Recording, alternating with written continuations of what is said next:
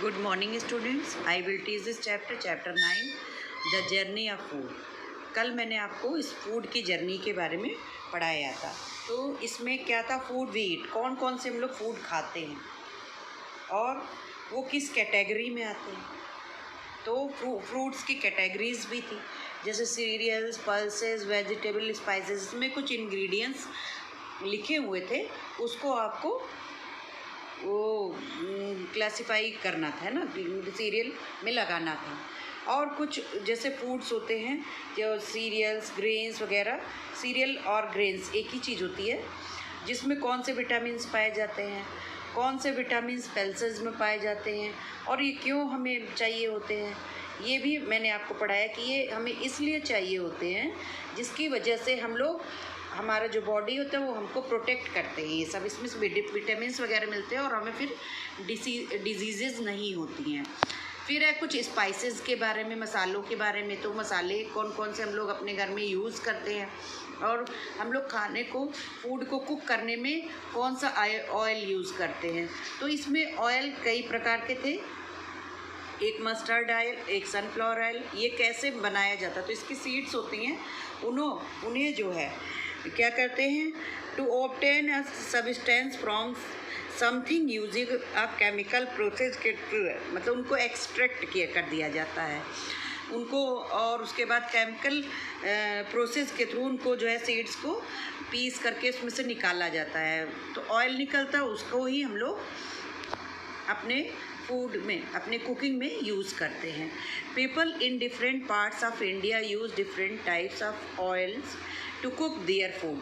जो people in different parts of India, जो हमारे देश के अलग अलग पार्ट्स के अलग अलग लोग हैं, वो डिफरेंट टाइप्स के ऑयल यूज़ करते हैं कुक करने के लिए फूड को। तो most people living in Kerala use coconut oil for cooking. जो केरला के लोग हैं वो क्या कोकोनट ऑयल यूज़ करते हैं खाना बनाने के लिए, है ना। हम लोग नहीं ऐसा करते। कहाँ के लोग करते हैं, केरला के। People living in West Bengal and northern India prefer using mustard oil. West Bengal और नॉर्दर्न इंडिया के लोग यूज़ करते हैं कुक करने के लिए मस्टर्ड ऑयल। मस्टर्ड ऑयल में खाना बनाते हैं। In Tamil Nadu people mostly use sesame oil और gingelly oil for cooking purpose. ये लोग जो है ये दो ऑयल यूज़ करते हैं तमिलनाडु के लोग।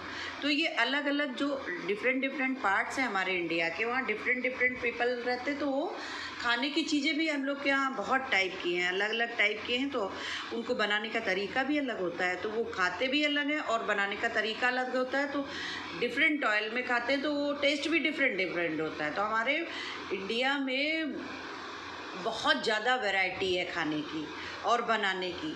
तो हर क्षेत्र में, हर देश के, अपने कंट्री के पार्ट में अलग अलग खाने को बनाने का प्रोसेस है और तरीका है और बहुत फेमस है। अब अगर यूपी है तो यूपी में कुछ और खाने को मिलेगा, आप एमपी चले जाओगे वहाँ कुछ और चीज़ें मशहूर मिलेंगी आपको।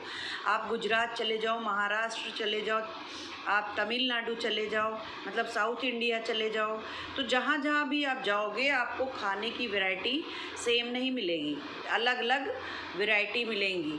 बहुत ज़्यादा वैरायटी हमारे इंडिया में पाई जाती हैं और उसका हम लोग पूरे वर्ल्ड में काफ़ी फेमस भी है कि एक ही जगह, एक ही देश में इतनी सारी वैरायटी पाना पूरे वर्ल्ड में बहुत ही कम ऐसी जगहों पर देखा गया है, जो कि हमारे देश में। जैसे कि यूपी में हम लोग दाल चावल सब्जी रोटी खाते हैं ना, और यहाँ पे, और जैसे हैदराबाद में है वहाँ पे चिकन बिरयानी और नॉनवेज वगैरह ज़्यादा खाया जाता है। यहाँ भी यूपी में भी है कुछ काफ़ी सारा इस चीज़ का, नॉनवेज और वेज तो हर जगह ही लोग खाते हैं, बट कहीं पे ज़्यादा यूज़ होता है, कहीं पे कम होता है। वहाँ पर है चावल की चीज़ें। जहाँ पे एक बात और है, खाने की जो चीज़ें वहाँ पे बनती हैं वो वहाँ के एटमॉस्फेयर की भी वजह से होता है। कहीं पर चावल की पैदावार ज़्यादा होती है किसी स्टेट में, तो वो चावल की वैरायटीज़ बहुत सारी वहाँ पे मिल जाती हैं आपको बनी हुई और मिलेंगी। कहीं पर व्हीट गेहूँ पैदा होता है तो वहाँ गेहूँ की वैरायटीज़ मिलेंगी। ऑयल, कुकिंग ऑयल है, जैसे कि अब जैसे कोकोनट है साउथ इंडिया में बहुत ज़्यादा पाया जाता है, तो वहाँ ऑयल के यूज़ इस वहाँ पे इसी का यूज़ हो जाता है। तो जो सॉइल होती है जिस क्रॉप्स को ग्रो करने में वो आपका मतलब नॉर्मली यूज़ वो कर पाती है आराम से, तो वो जो है क्रॉप्स अधिक मात्रा में होता है, तो उसी की वैरायटीज़ अधिक मात्रा में वहाँ पर पाई जाती है। नेक्स्ट टॉपिक है from the farm to the market. अब जो फार्म का जो है चीज़ें मार्केट के पास तक कैसे पहुंचती हैं, तो Anu is very excited. Anu बहुत एक्साइटेड है। She and her classmate are at a farm. वो और उसके क्लासमेट फार्म पर आए हैं, मतलब किसी फार्म हाउस नहीं होता, खेत के पास में बनाते हैं खेतों में, तो वहाँ खेत पे आए हैं। They have come from school. Way school की तरफ से आए हैं। जैसे स्कूल के लिए पिकनिक के लिए ले जाए जाते हैं बच्चे की, कभी कभी उनको घुमाया जाता है पिकनिक के थ्रू, हम लोग बहुत सी नॉलेज उनको करवाते हैं। तो खेत के बारे में नॉलेज जो है कराने के लिए स्कूल की तरफ से कहाँ पर इनके स्कूल में, अनु के स्कूल में ले जाया गया है, फार्म पर, खेतों में ले गया है। तो the farmer takes them around and answers their question patiently. अब एक जो है फार्मर से मतलब किसान से अपने बहुत सारे चारों तरफ चीज़ों के बारे में क्वेश्चंस कर रहे हैं, प्रश्न पूछ रहे हैं। अब जो चीज़ें कभी देखी ना हो, मान लीजिए शहर के बच्चे हैं, उन्होंने खेत नहीं देखे हैं, गांव नहीं देखे हैं, तो जब वहाँ पर जाएंगे तो बड़े एक्साइटेड होंगे ना, और वो उसके बारे में जानने की कोशिश करेंगे। इसीलिए ले भी जाया जाता है पिकनिक पे ऐसी जगहों पे कि बच्चों को काफ़ी सारी नॉलेज भी आ जाए। तो वो एक्साइटेड हुए और उन्होंने जो किसानों से बहुत सारे क्वेश्चंस किए, और उन क्वेश्चंस के आंसर जो है बड़ी ही धैर्यपूर्वक सारे फार्मर्स ने दिए, मतलब किसानों ने दिए।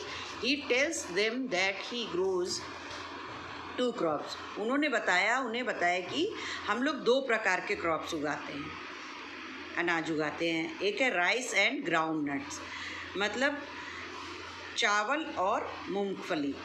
He also explain the different steps involve in farming.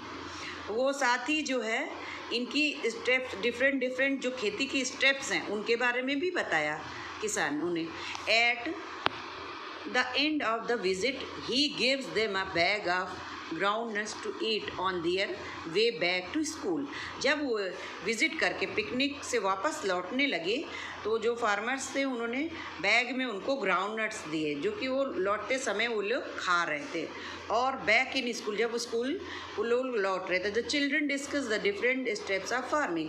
और जो उन्होंने किसानों ने बताया था ना डिफरेंट स्टेप्स ऑफ फार्मिंग के बहुत सारे स्टेप्स होते हैं कि फार्मिंग होती कैसे है, उसके बारे में बताया था। तो उसी स्टेप्स के बारे में वो आपस में बच्चे एक दूसरे से बात कर रहे थे कि किसानों ने उन्हें किस तरह से इन स्टेप्स के बारे में बताया। तो आपको यहाँ तक समझ में आ रहा होगा कि जब जिन चीज़ों को मालूम नहीं होता, जिनको हम लोग पहली बार देखते हैं, वो हम काफ़ी एक्साइटेड हो जाते हैं उसके बारे में जानने के लिए। तो अगर गांव के बच्चे हैं तो उन्हें ये खेती के बारे में काफ़ी नॉलेज होती है, और वो बिना बताए ही, बिना दिखाए ही, क्योंकि वो शुरू से देख रहे होते हैं कि कैसे खेती करी जाती है, और उन्हें अपने आप वो चीज़ें मिल जाती हैं पीढ़ी दर पीढ़ी। उनके घर वालों ने करी और बिना बताए बचपन से ही उनके साथ छोटे छोटे कामों में लगते गए, खेती पर जाते रहे, तो उन्हें बताने की कोई आवश्यकता नहीं होती है। जैसे कि आप लोग को भी नहीं होगी, हम लोगों के यहाँ काफ़ी सारे गांव के बच्चे हैं तो उन्हें आवश्यकता नहीं होती है डिफरेंट स्टेप्स के बारे में, वो हमसे ज़्यादा जानेंगे। ये बुक में जितना लिखा उससे ज़्यादा वो उनको बता देंगे कि किस तरह से खेती होती है।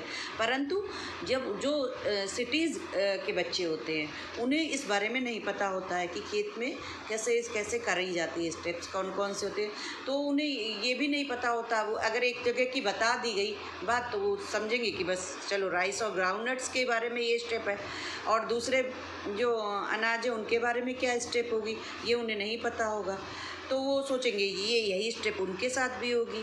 तो फार्मिंग की जो स्टेप्स हैं नॉर्मली वो एक ही तरह की होती हैं, थोड़ा बहुत अंतर हो सकता है बट एक तरह से ही होती हैं।